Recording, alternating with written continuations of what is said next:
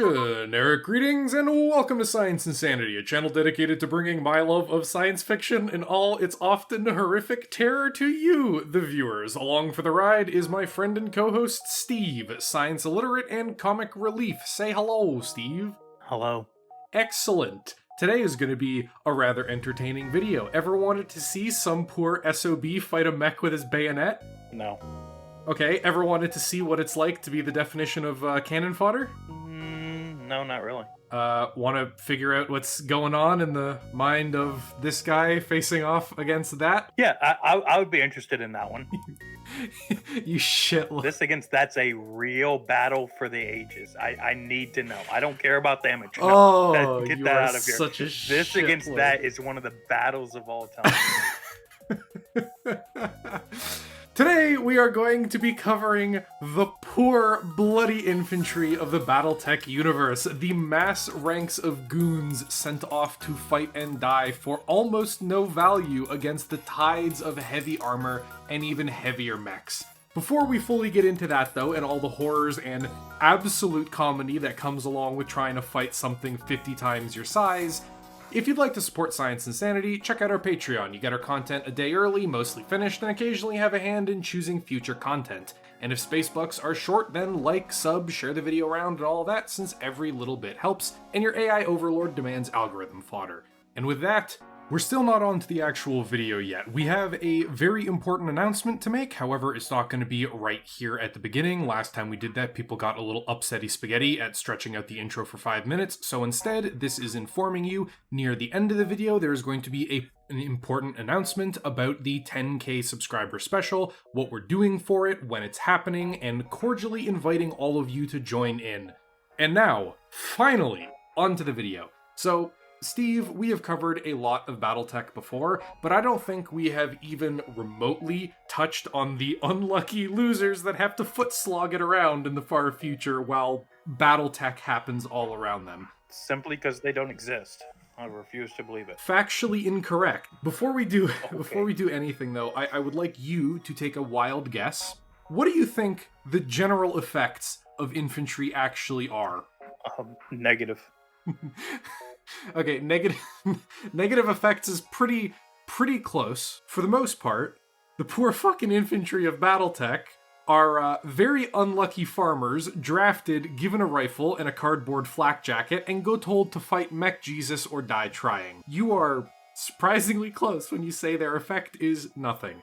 There are, however, a few different kinds, ranging from what I just described as Farmer Joe in a flak jacket to powered armored super soldiers that's like a knockoff of what you'd find in most other sci-fi. Unfortunately, this is for the viewers, not you. I am a cruel god. Battle armor like the Inner Sphere Standard or Clan Elemental, they're not on the table today, otherwise this video would stretch to like an hour and a half. We'll be focusing on militia units, light infantry, heavy infantry, and jump troopers.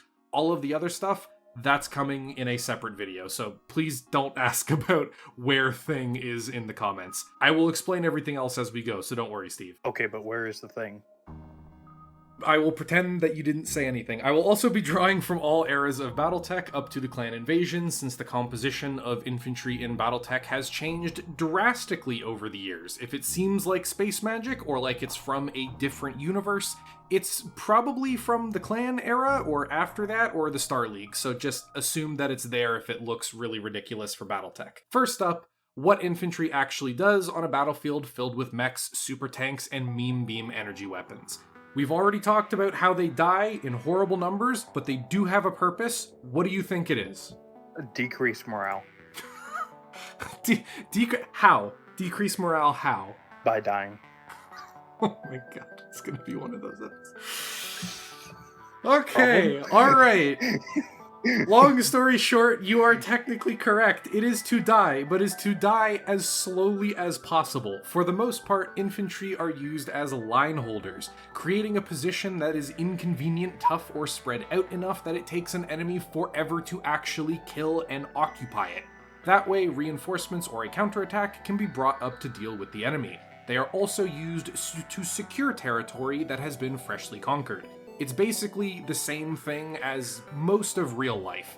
Infantry in modern warfare don't do the bulk of the heavy lifting, but they do the vast majority and the bulk of all the occupying and the fortifying and the defending. Infantry will almost never actually make up an assault force in and of itself. So infantry do participate in BattleTech in terms of scouting, fire support, and assistance, and like on the offensive, you think of them like an artillery piece. They're involved in and part of offensive operations, but they're not a frontline combatant. Even with mechanical... Yeah, I'm offended. They've succeeded. I am losing my mind. Thank you, Steve. Even with... I am doing my job. Would you like to know more? Stop. Even with mechanized transport, they simply are not mobile enough or survivable enough to run into the jaws of the enemy alongside an Atlas or something. Many factions will... That's what we have the mobile infantry for. That's from... Would you like to know more? No, that is from... Oh god, that's Starship Troopers. That's the wrong franchise. Yeah, would you like to know more? No, stop. We'll get to it when we get to it. We will get there when we get there. Or so help me God, if you keep asking, I will turn this channel around. So many factions will still attempt to throw human wave style assaults at people, but you know, the Capellans and the Draconis Combine come to mind. But for the most part, you know, these kinds of mass assaults are not super common, and when they do happen, it's usually pretty much worthless cannon fodder that they're throwing to their deaths. The mechs and tanks will be the ones smashing into fortifications and defenders, and when a particular hardpoint shows up, the infantry will move forward to use a mix of target designators, artillery strikes, and YOLO satchel charges to bust it open so the mechs can move on again. It's like leapfrog. The foot sloggers follow up behind until they need to dig some other losers out of their concrete hole, then they hang back until it's needed again. Also, I have an image, which is the most hilariously incorrect thing ever in all of BattleTech. There are 2 random infantrymen just in front of this army of mechs. What are they doing there? Why? How did they get here? They should be They're contributing. They are... With their piddly-ass service rifles, they are just... Yeah, they're contributing. It's unbelievably stupid. How the hell did Jim Bob and Emmanuel get here? Like, what the fuck are they doing at the front of this battle? How did they even manage... They're just built different. The ground is on fire. How did they get there? As I said, they're built different. Man, the artist just needed to fill space at the bottom of the image. That's literally it. For the most part, though, the vast majority of an infantryman's job will be garrison duty, managing civilian populations, oppressing civilian populations, and handling anti-insurgency and sabotage stuff. Even on world's turn battlefields, the majority of the crunchies' role is to guard ammunition dumps and fortify the rear lines. Man did not just bring up Crunchyroll in the middle of a video. Did you have to do that? You're welcome. You're welcome. We were having fun and you brought the weebs into it. Why? Were you having fun? I'm not sure. The very slim minority, that proverbial 1% pure terror that infantry do experience, is hunkering down in the ruins of some city in the ass end of nowhere, screaming in terror as you are desperately trying to stop Mecha Mario from stomping you flatter than the Great Plains, all the while... I'm gonna ignore that. All the while, techno-rock music is coming from seemingly nowhere as laser beams and missiles turn your best friend of 15 years into a piece of postmodern street art. And even if by some miracle you survive, you get a kick in the nuts, a reprimand for daring to retreat from your designated spot to die, and orders from your commanding officer to get back out there and try harder next time. On the defense, BattleTech infantry are... Well, they still die in absolute huge numbers, but they have a better fighting chance, and they can actually use some of their strength and potential and bring it to bear against opposing forces. They can even absolutely shred mechs if they get a little bit lucky and lure them into an ambush. What if there's like 6,000 of them or something? I mean, they move around in groups of, like, canonically hundreds, so it's not super far-fetched to assume that, yeah, okay, there would be a lot of them. In prepared positions, within a forest, in rough terrain, or if God's smiling down on you, an unnuked city, ye olde infantry can pose a serious threat to unsupported tanks and mechs. The go-to strategy is to distract and disable. If an enemy mech is in a fight with a friendly unit, it's common tactics for soldiers to try and YOLO rush said enemy mech. Normally, within throwing distance to chuck satchel charges at it and run, and hope the explosion does enough damage to stun or imbalance it. If said soldier is a main character or particularly suicidal, soldiers are also known to try and run directly up to a mech, grapple onto its feet, and try to stick the satchel charge against the joints or any exposed mechanics down below and literally blow its legs off using C8. Because double the C4. Fuck you, that's why. They also carry, relatively rarely, infantry short and long range missiles, essentially single barrel, single fire versions of the weapons mounted on mechs served by weapons crews. These are the actual anti-mech weapons most used by foot sloggers and rely on one person to designate a target and the other to load, heft, and fire the missile. These weapons aren't super effective since they do a bare fraction of the damage of mech-mounted launchers, but they are man-portable, which means in ambushes or larger formations, they could potentially slap you with dozens of them as fast as they can reload, which, as we discussed in the tanks video, one light tank shooting at you, not really scary. Several dozen of them, absolutely pants-shittingly terrifying. They also have an actually useful warhead for disabling mechs and capturing them in some very rare cases, the Inferno Missile. Take a wild guess what this does. Does it set it ablaze? Yes, that is very good, Steve. Congratulations. You get a good boy point. You get to come out of the basement one extra day this month. Oh, yeah. So it is basically super space napalm. The Inferno Missile is designed to money shot mechs dead center and cover them with as much flammable gel as possible, which when lit, rapidly overheats the mech. If enough of these things hit to overwhelm the heat sinking ability of the enemy, then it can outright force a mech to shut down or start suffering critical heat damage to its reactor, which will rapidly cause it to explode and melt down. By the way, just as a random aside, because this is one of those tabletop things which is really stupid when you think about it, there are rules on tabletop for hitting jet fighters and helicopters with these. And I can't help but laugh at the image of some random soldier being like, yo, watch this, before proceeding to literally no-scope a jet with napalm and set it on fire. And with that covered about what infantry generally do, let's talk about the different kinds that there are, starting with the very bottom of the barrel, militia and conscripts. These guys are pretty much completely useless. They are a mix of volunteers or conscripted forces given the bare minimum of training, given a service rifle and a ballistic vest if they're lucky, and sent off to the front. For the most part as well, these units tend to be raised locally whenever a world comes into conflict. The reason for this is because in BattleTech, moving things great distances across the inner sphere is really expensive, and transporting conscripts or a militia would be a hilarious waste of resources compared to actual infantry or heavy weapons or, mechs or something.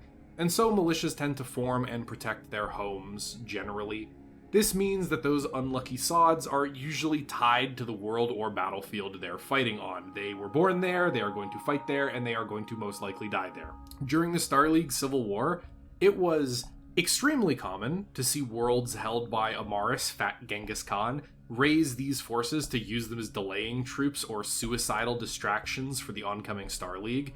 For the most part, these units were really only fodder. The reason why is quite simple. They are terrible at literally everything else except dying slowly. Volunteer militias are often highly motivated but unreliable and poorly equipped in combat, while conscripts are the reverse. They usually have decent gear for what they're expected to do, but are often absolutely not okay with being on the front lines of interstellar warfare. They would rather be literally anywhere else. So up from them are the actual proper infantry, the regular soldiers of the Great House militaries or periphery states or pirates or really anyone. These kinds of infantry are super common everywhere because they're really cheap to train and equip. Light infantry. Standard foot troopers are the most common form of soldier you'll see across the inner sphere. They take time, usually months to half a year, to train to a decent level, and potentially several years if they're training for some of the really, really specialized stuff. But the time investment is counteracted by the capabilities they have. While the prior mentioned cannon fodder is fodder, these guys can be trusted to follow orders, hold positions, and deal with reasonably anything that they come up against so long as they have the right equipment and support. These are also the troops that get vehicles. Light mechanization like trucks, half-tracks, and jeeps are provided in enough quantity to move the entire unit, even if some have to ride jockey on top of the vehicle. The average soldier doesn't just have a gun, they have a proper high-powered rifle, often with a bayonet because, of course, or underslung grenade launcher, which I think would be significantly more useful. But what makes them actually useful is the fact that foot troopers also carry a number of heavy crew-served weapons that vary from region to region and can change depending on their deployment. In any given platoon, it's common for them to carry several portable heavy machine guns, mostly for anti-infantry purposes, but they can also tickle tanks and mechs. In reality, it's laughable that they could hurt heavy vehicles with machine guns, but in the rules they do damage, just very little and very slowly. What's really impactful is that depending on the faction, region of the inner sphere, or even the unit they're a part of, standard infantry platoons can carry everything from heavy mortars to missile launchers to small lasers and more. These are still crew-served weapons and often fire far slower than the mech or tank versions that are carried, but they can actually do some damage to pretty much anything they're going to fight on the battlefield.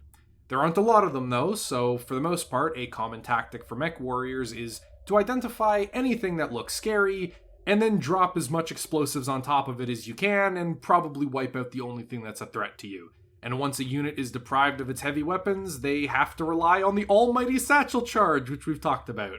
And, it's still scary, but a lot less than having pre-prepared anti-tank weapons. So this is an image of some Federated Sons infantry. This is a pretty good... No. This is a pretty good visual of what professional soldiers will look like and be equipped with. So they're equipped with mechs? No way. Holy shit. No, they're not equipped with mechs. The armored personnel carriers are what they have. That's the best they can expect to get. See. The mechs in the background. So they're Transformers. Holy shit. No, they're not Transformers. Oh, okay. All right. You see that? You Wrong see universe, that my dude bad. doing the fucking stanced up in the back with the pistol? His arm out pointing at something? That's you. Yeah. That would be you in BattleTech, just confusedly waving your arm around, desperately gesturing at things to happen. He's like, quick, get the Transformers to help. The people are like, what the fuck are you talking about? I see no issue. Someone take Private Steve to the back. We think he suffered a head wound. Repeatedly. Would you like to know more? The answer to that is yes, they would like to know more. And the answer to that is Steve was dropped on his head a lot as a child. Fascinating information. I'm glad you can inform me of such. Thank you for explaining the deep lore of Steve's life. Oh my god. There are a lot of older artwork for BattleTech that shows the troops as well, but they are frankly stupid. Have a look at this, and yes, the dude on the left is in fact not wearing pants or a shirt. Oh my god, it's Iron Man. I hate you so much. Oh yeah, the artwork is stylistic, we'll say, but in my opinion, it really doesn't look so good. So for all the people that are going to be typing comments, what about this, that, and the other from the old artwork, I'm not going to be referencing it much because, it's cool and stylistic, but it looks really, really stupid. Most of the mech warriors and stuff, barely even wear clothing, and they look like they're wearing a bathtub on their heads, so we'll just leave that in the past where it belongs. There are a few other types of light infantry, like dedicated scout or recon platoons, which are essentially entirely mechanized, but it's mostly bikes and jeeps with radios meant purely for recon and forward operations. We also have field gun troopers, which let me see if I can find an image for you. Hopefully that's reasonable fidelity. So, despite the fact that they have basically no armor and are carrying very light weapons, their job is not to actually do much direct fighting. They are essentially the anti-tank gun crews of the far future. They rock around with towed or self-propelled guns, almost no armor, and colossally big cannons, and they just shell things at point blank or direct fire ranges at whatever their crunchy buddies up front tell them to shoot at. And with that, let's move on to the heavy infantry. And these guys are actually pretty cool and very silly. So, like I mentioned earlier, imagine discount Kmart Master Chief and you get basically what these guys are. So that image I just posted is a pretty good example of what heavy infantry are. They generally don't really show up in the setting, aside from back during the Star League era and later on past the clan invasion. But for the most part, they receive not only far more training, but also far more protection and way, way better gear.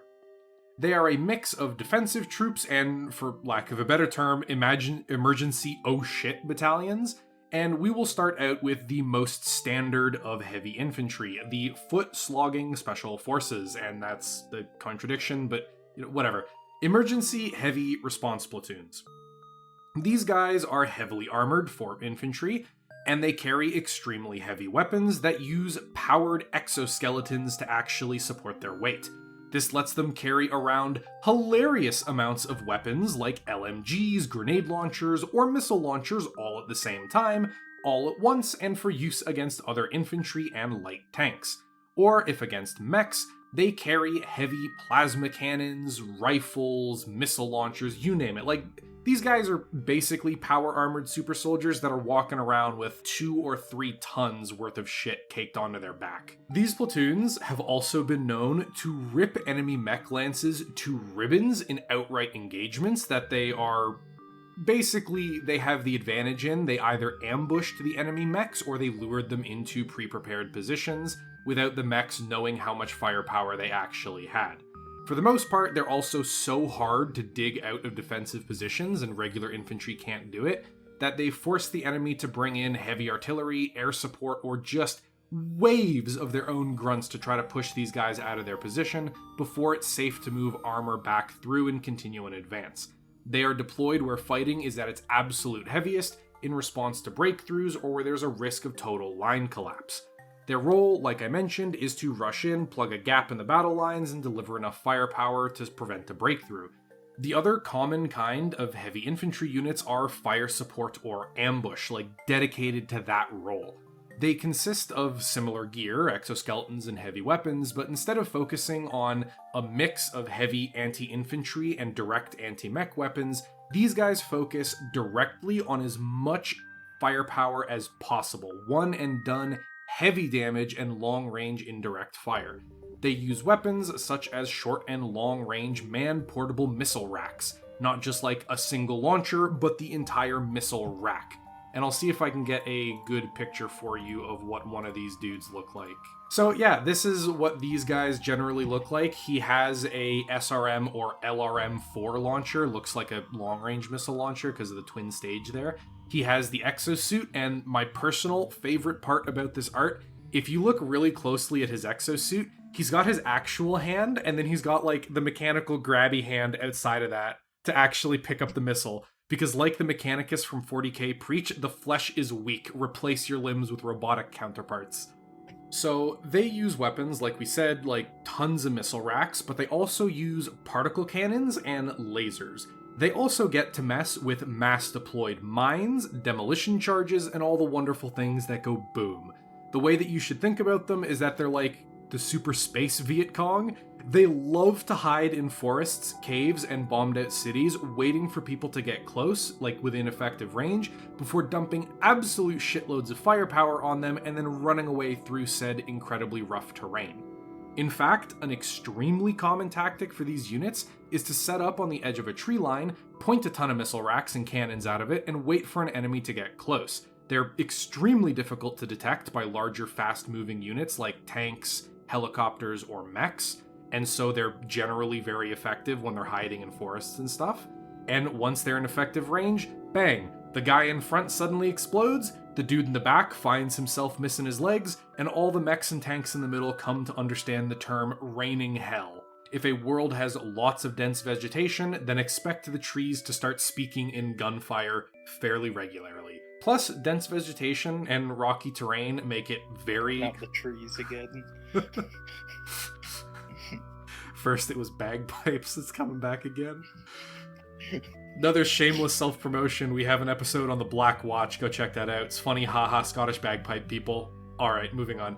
So, on worlds with super dense vegetation or rocky terrain, it actually makes it really, really hard for mechs and tanks to move around and actually get in and engage those infantry units. So they tend to see a lot more use in offensive operations on worlds that are, like, extremely inhospitable to big vehicles. Oh, I should also mention, they get, like, the heavier armored personnel carriers and battle taxis because they're very big. The heavy infantry move around in like the real good shit, and they also get light tanks and infantry fighting vehicles to assist them in most cases. They're actually closer to like an armored unit than they are to mechanized infantry. The aforementioned weapons teams. There's actually multiple people in a lot of these heavy infantry squads that have to use the weapons because of how big a lot of the mech scale stuff actually is. So I showed you a picture of the rocket dude. He's got the actual explosives. However, Man had a perfect opportunity to go with Rocket Man. I was built different, built wrong. You don't have to keep rubbing it in. It's okay. Oh my god. Man went there. You know what I think this is? Skill issue.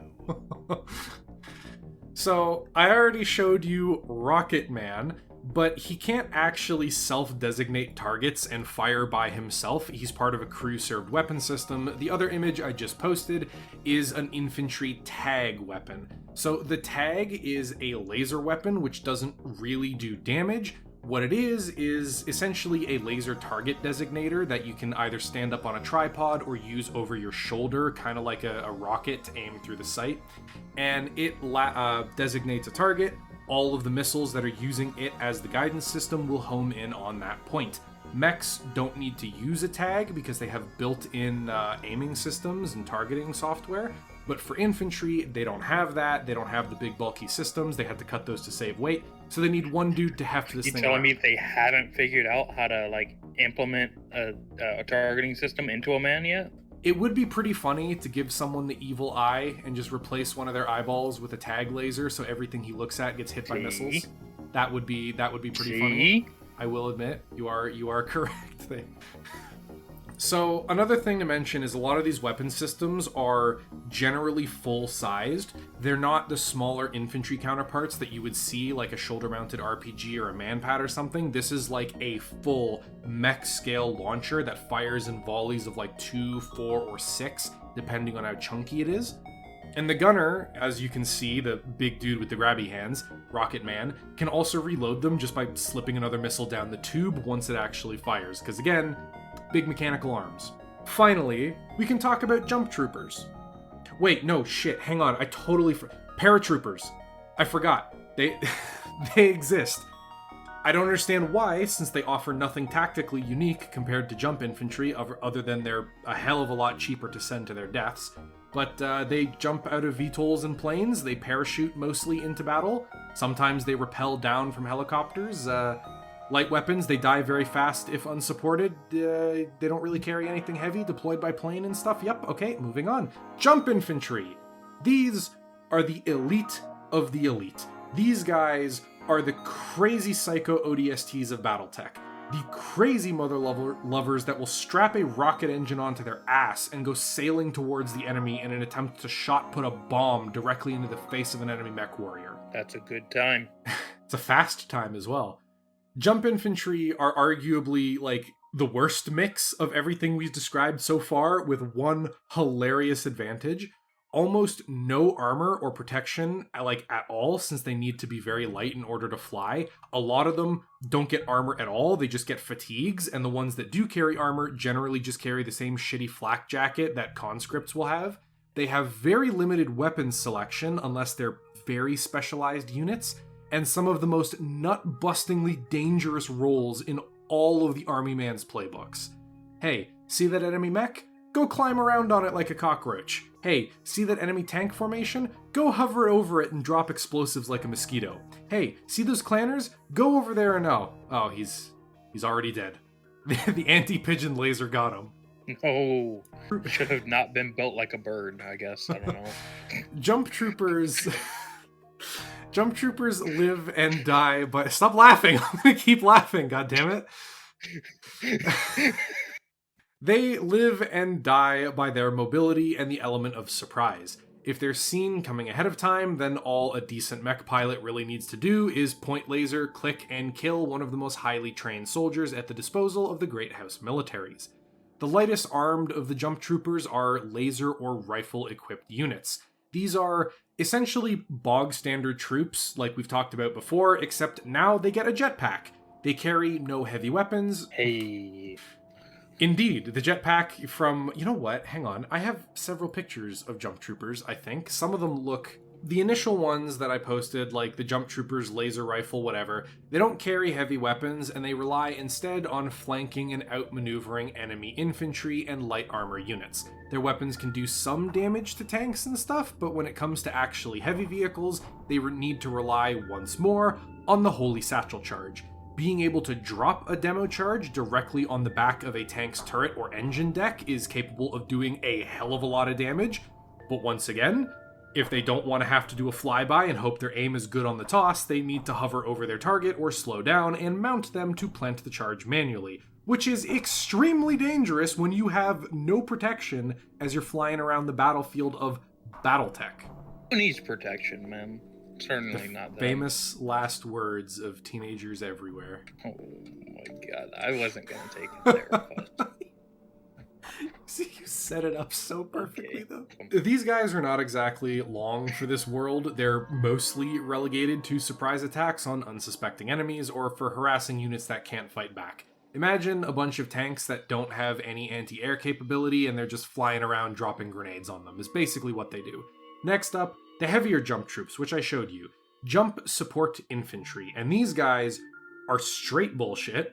Imagine a regular-ass man with a jetpack, kitted out with a light rifle, which, you know, it's basically a small tank cannon strapped to his shoulder, and an automatic grenade launcher. These guys are literally air support at home. Call for a bombing run, and Craig comes flying over, dumping heavy grenades down on the enemy as he precariously dodges people shooting back. It's fantastic. Thank you, Craig. Yeah.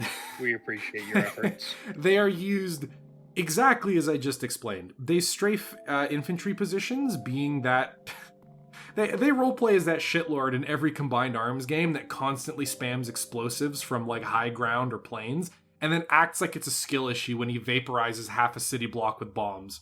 War Thunder and Enlisted say hello. You said what? Acts like it's a... Skill issue. You're welcome. I wrote that in specifically for you to use it. Thank you. Appreciate it. They also use a mixture of light rifles, like in the image, and energy weapons to do damage to mechs and stuff, but for the most part, they're not super effective against heavy armor, and so they tend to prefer firing from above into the tops of tanks and stuff, or into the rear of mechs to try to score critical damage. The actual anti-mech jump troopers... oh boy, I hope you like rock climbing while the mountain's moving around, because you'll be doing a lot of it. Oh, I have a Discord message. Indeed. Oh, there he is. So... The man with a bent crowbar. It's a climbing hook, good sir. It's a bent crowbar. It's a climbing hook, good sir. That's a clanner. Don't you dare insult his gear. He'll beat you to death with that bent crowbar. The last kind of borderline infantry are the anti-mech jump troopers. They do not, in fact, carry anti-mech weapons, because anything capable of really damaging the steppy boys is way too heavy to be carried with a jetpack, and way too heavy to be carried by a person. Instead, they literally have grappling hooks and bombs. They are going to fly over to an enemy mech, get right up on in there, and start planting explosives directly on things like the engine exhaust, gun barrels, and even just casually sauntering up to the cockpit and leaving a pressure cooker bomb taped to the glass. This is hilariously dangerous, by the way, since it's not uncommon for mechs to be bouncing around as they run at like 80 kilometers or above. So they are a small bullet trying to hit a bigger bullet while being shot at constantly, and even if they do manage to grapple on, they have the equivalent of hooks and their grip strength to hold on to this thing and try to get something done. Not to mention that most mechs won't take crippling damage from the 1 or 2 satchel charges that they have, unless it's, you know, like a light mech that you can blow its head off. So in order to actually do guaranteed critical hits, a lot of cases, these infantry need to wait for the mech in question to fire its cannons or its missiles, slip over to the weapon and throw the demo charge down the barrel that just fired, and pray it doesn't fire again directly into their face before they can get away and detonate the charge. Seems slightly dangerous, I'm not sure. Oh no, it's fine. They have a survival rate of like Okay. 15%. It's fine, man. We're pushing double digits Gotcha, here. okay, This is yeah, great they're for good. BattleTech. And for the most part, that's pretty much the majority of what infantry actually do in BattleTech. There are some differences in terms of like the armored vehicles they fight alongside, but we covered those in a separate video, and for the most part, infantry, go watch it, infantry tend to be their own distinct units on battlefields, and the armored support that they are provided, or that's attached to the unit, tends to be relatively light. They're not getting heavy tanks and assault tanks and stuff, or mechs to work with them, because those are way more valuable doing something else actually important on the front lines. So that pretty much sums up the majority of this video. Would you like to ask or say anything else near the end, Steve? Strim. Oh yeah, that's right, the stream. So, for the 10,000 subscriber special, we have decided we are doing a stream. It is going to be on Twitch. There will be a link up on screen in the description below and in a pinned comment below that to make absolutely sure that you can't mess it up. It'll take you to my Twitch channel where the stream will be happening. It is going to be on Saturday, the 29th. We are going to be streaming from a relatively, well, I say relatively early in the morning, but it's early for fucking trolls like us, like 8, 9 in the morning, something like that. And we are going to be streaming the Master Chief Collection, Halo 3 and Halo Reach on Legendary. Me and Steve guaranteed, maybe with one more of our friends named Crux along for the ride. If we get through one game, we will immediately start with the other. So, if you want to show up there, hang around, meme, shoot the shit, generally be annoying, ask questions, whatever, there's going to be a whole day for you guys to drop by as we're messing around with, and yeah. We'll figure it out. We'll figure it out, but that's what's happening, that's when it's going to happen. Head on over there and check that out if you're interested when the day actually comes, and if it is successful, who knows, maybe streams might be a semi-regular thing. I know that I would super be down for streaming Armored Core 5, 6, whatever we're at when it comes out. So, a general thanks to all of Psy's patrons. You guys are fantastic. Thank you very much for the support. It is greatly appreciated. And a special thank you to all of the $5 tier patrons. Feeding Steve, David G, Augie, 11 Bravo Crunchy, Terry Higgins, Pedro Munaz, David G, The Other One, Silencer, Vox Apollyon, Phoenix, BT Legend, Electro Boy 11, Logan Maynard, Mickey, David Aramond, David A, Let's Go, the Daves Are More, Creedome, and Robin Stappet. Daves Are More. And with that, the video is functionally over. I have nothing else to say. Would you like to do the final outro, Steve? Yeah, come visit us Saturday for fun and chits and giggles. It'll be a good time, trust. That was awful. You're welcome.